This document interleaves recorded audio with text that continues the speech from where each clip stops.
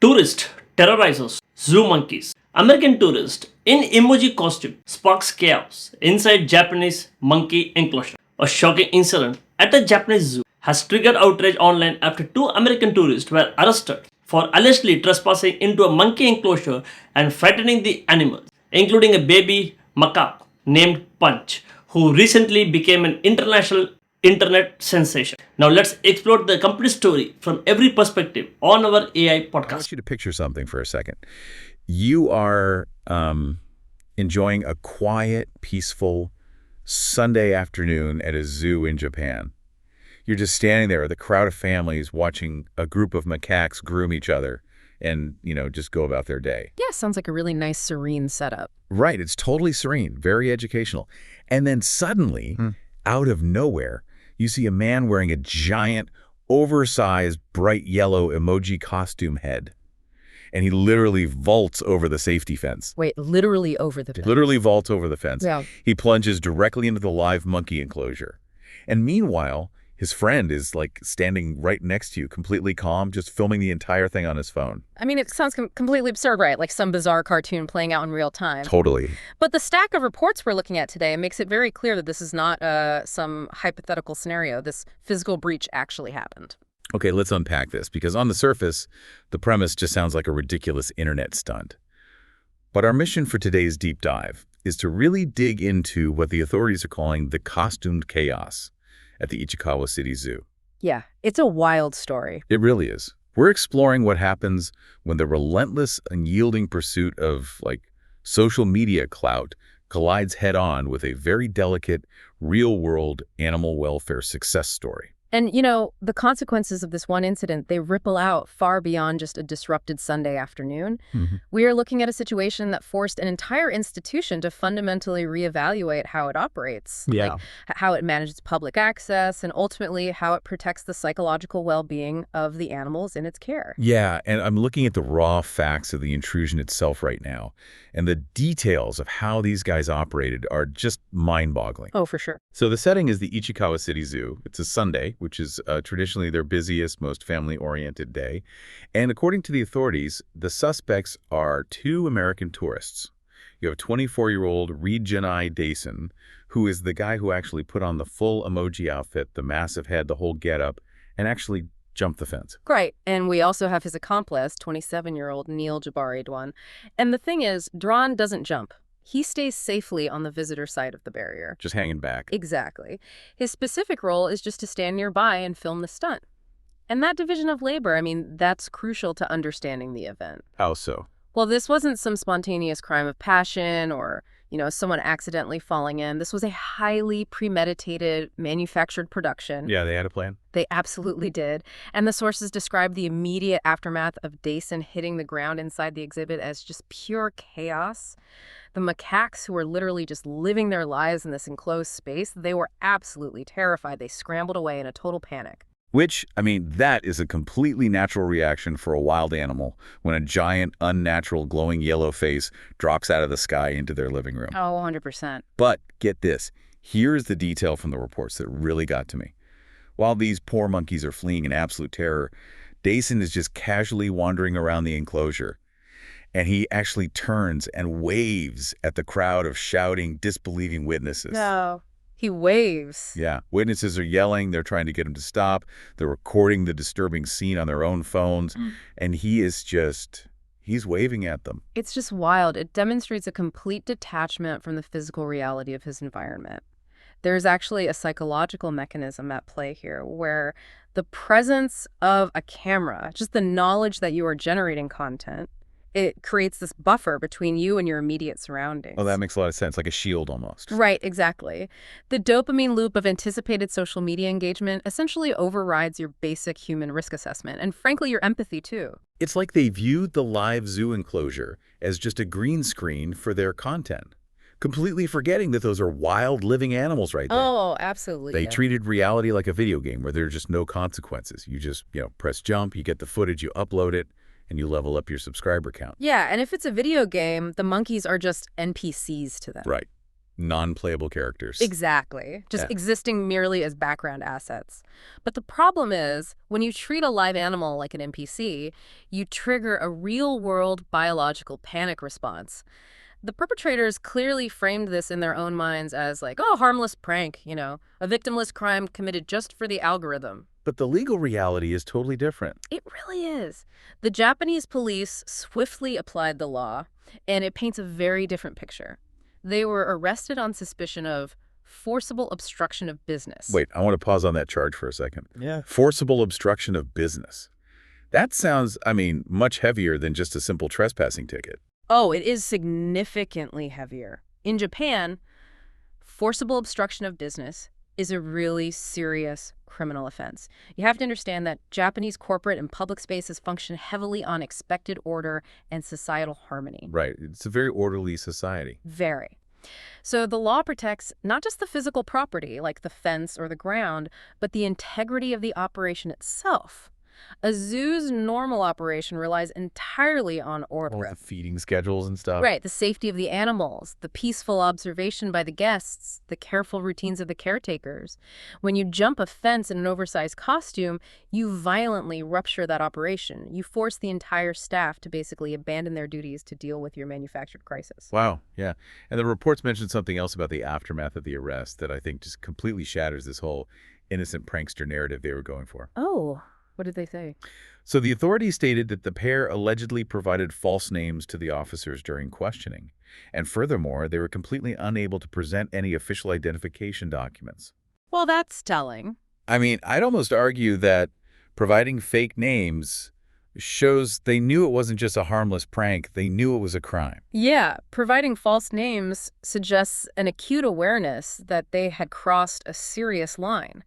They clearly wanted to evade the consequences. They wanted the digital permanence of the viral video, but they desperately wanted to avoid the real-world permanence of a criminal record. Exactly. They wanted the clout, not the consequences. Right. It really strips away the illusion that they simply didn't understand the gravity of their actions. But, here's where it gets really interesting. As we dive deeper into the sources, you start to realize that this wasn't just some random enclosure they picked out of a hat. Oh, definitely not. Yeah, they didn't just walk into the zoo, point at the nearest animal, and jump. They targeted this specific exhibit for a very calculated reason. They were basically trying to piggyback off existing internet fame. Yeah, they were looking for maximum leverage, which really brings us to the true victim of this disruption. We need to talk about Punch. Man, just reading the backstory on Punch in these reports gave me pause. It's so sad. It really is. So Punch is a baby macaque. He was orphaned and hand-raised in captivity at the Ichikawa City Zoo. And earlier this year, he actually became a massive international viral sensation. Millions of people worldwide watch these deeply emotional clips of him. The footage is heartbreaking. Truly. Because he was orphaned, when he was initially introduced to the other macaques in his troop, he faced, really harsh rejection. He struggled to bond. And the footage that went viral showed this tiny, vulnerable baby macaque just clinging to an orangutan stuffed toy for comfort. Yeah, and it's an image that immediately evokes universal sympathy, an infant primate seeking a maternal comfort from an inanimate object because his own kind has basically pushed him away. It's just devastating to watch. It really is. And it resonated with animal lovers all across the globe. It turned Punch into one of Japan's most beloved zoo animals. Crowds were literally flocking to the zoo specifically to see him and track his progress. So when these guys jumped the fence, they knew exactly whose house they were breaking into. They wanted the clout of interacting with the famous monkey. Precisely. But what makes this so incredibly infuriating is the timing. Yeah. Because the zoo caretakers had just achieved a massive triumph. After all that heartbreak, they had finally successfully helped the young monkey begin integrating with the troop. What's fascinating here is the underlying biology and behavioral science of primate integration. Macaque societies are incredibly rigid and hierarchical. This is not a a process that happens overnight. I can imagine. Yeah, integrating an orphaned, previously rejected baby is a highly delicate, really high-stakes endeavor. So what does that process actually look like on a biological level? I mean, you can't just be throwing them in the cage and hoping for the best, right? Oh, no, not at all. It involves establishing very specific biological and social markers.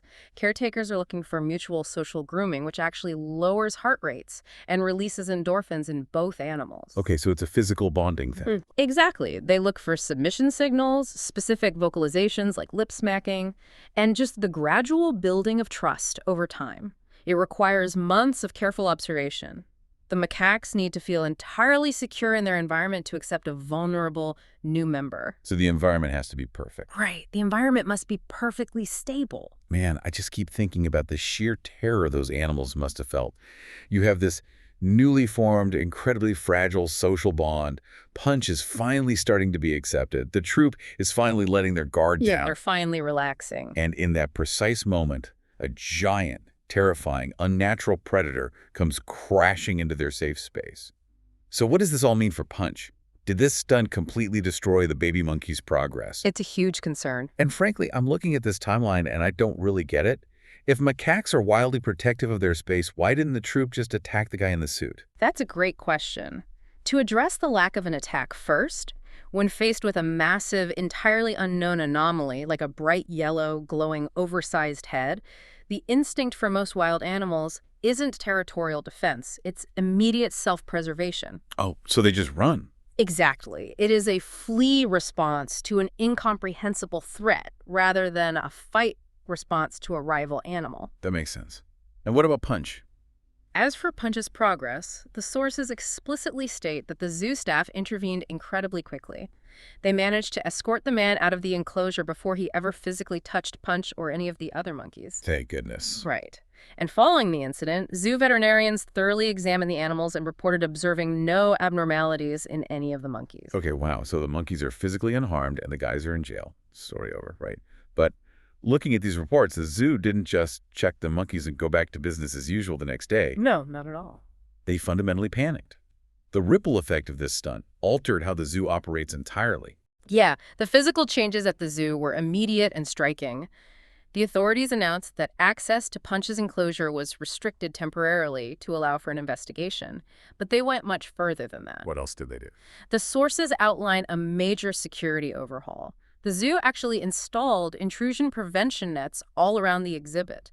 They also significantly increased security patrols around the monkeys to ensure they remain protected from any future disturbances. It's the ultimate case of this is why we can't have nice things, you know? It really is. The zoo wants to provide this open, unobstructed view so people can connect with these incredible animals so they can celebrate Punch's recovery. Yeah. And instead they have to throw up nets and guards just because of two guys looking for a quick laugh. If we connect this to the bigger picture, consider what those architectural changes represent. Historically, the design of a zoo enclosure has two primary functions. First, keep the animals safely inside, and second, keep the humans safe from the natural instincts of the animals.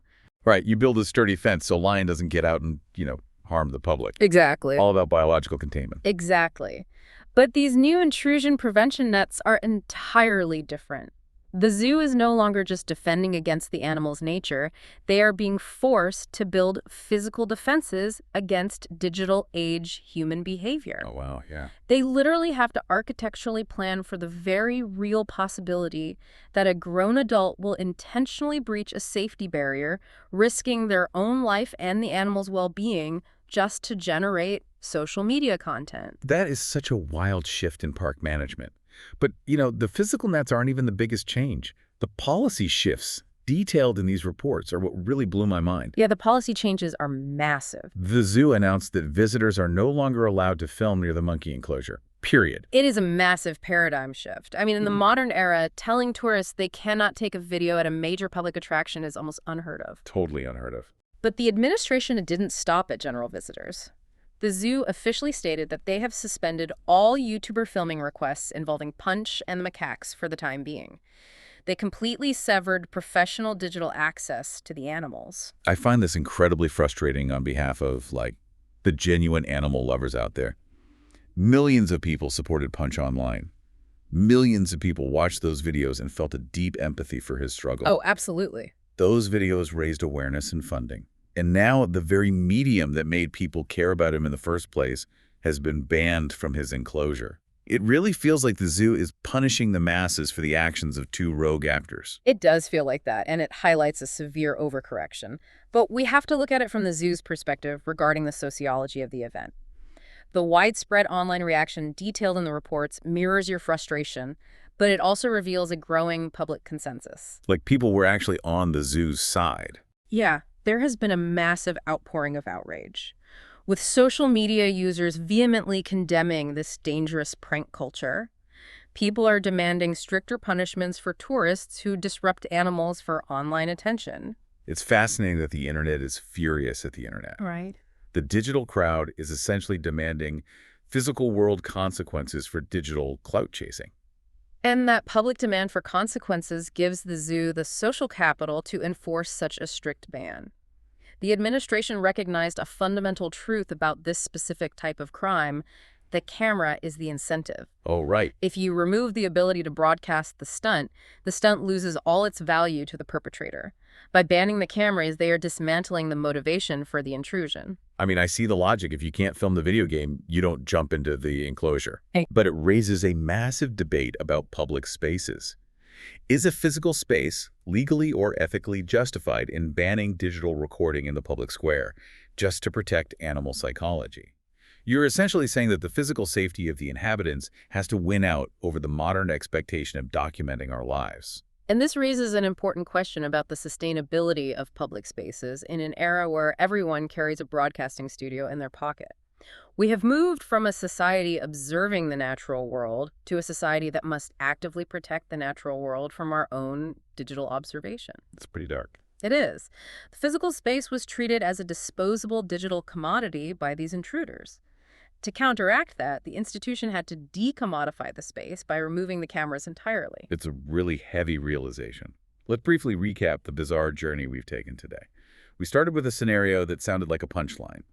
You know, a man in an oversized emoji costume vaulting into a monkey enclosure. Right, it sounded like a joke.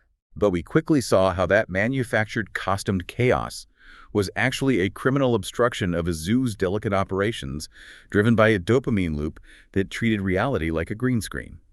And we examined the emotional core of the story, learning about Punch, the orphaned baby macaque. We looked at the complex biological mechanisms of his social integration. Yeah, that fragile trust. Exactly, a fragile triumph of trust and hierarchy that was almost shattered by a reckless pursuit of internet clout. And finally, we saw the lasting ripple effect. The physical nets going up, the increased patrols, and this unprecedented crackdown on public access. The complete ban on visitor filming and the suspension of YouTuber requests.